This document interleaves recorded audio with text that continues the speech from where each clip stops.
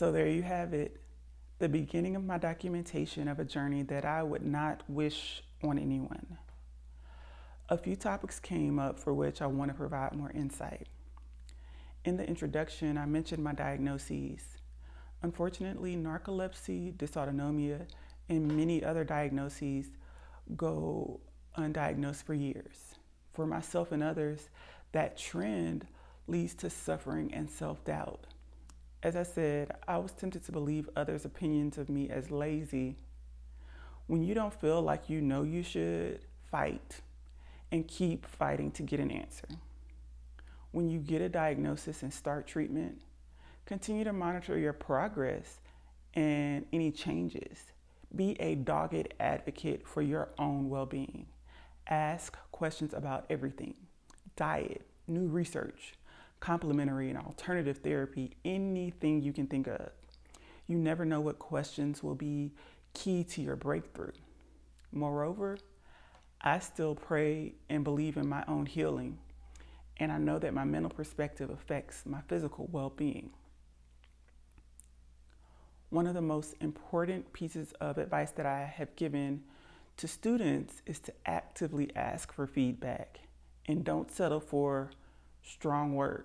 Oh, you're doing fine. Keep reading, or any other non-specific line. In postgraduate medical education, you should be receiving written standardized evaluations at least monthly.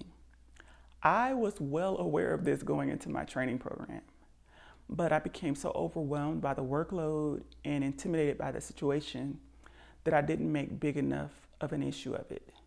Don't be me, no matter what your particular field, medicine or otherwise. In order to receive appropriate feedback, you need clear objectives to start with. Crafting and standardizing useful objectives is difficult, and it's an area of medical education and graduate medical education in particular that is unfortunately lacking.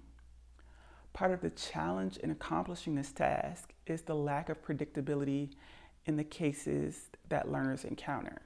Yet, this area may prove the most important for righting the tendency for unfair evaluations that many learners have to face.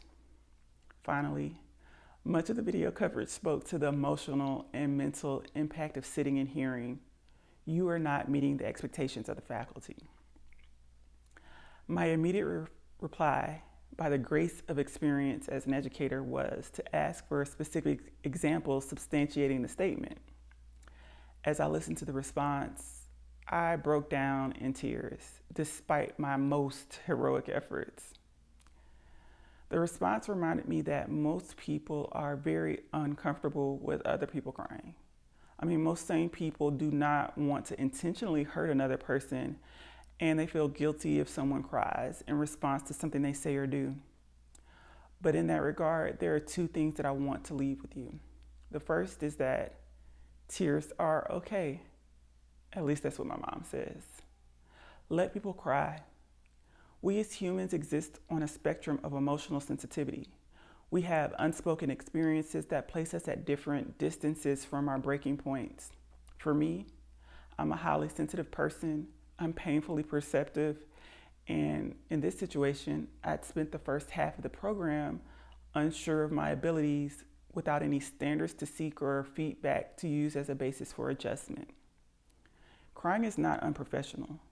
What is unprofessional is telling someone that they shouldn't cry and making statements like, well, what are you going to do if you get this type of feedback while you're working? And discounting my validity as I cry by mentioning that, well, women have to work and deal with families and other challenges, presumably while never expressing their emotions. The second thing, if you are in a position of power in a similar setting, find out what the tears mean.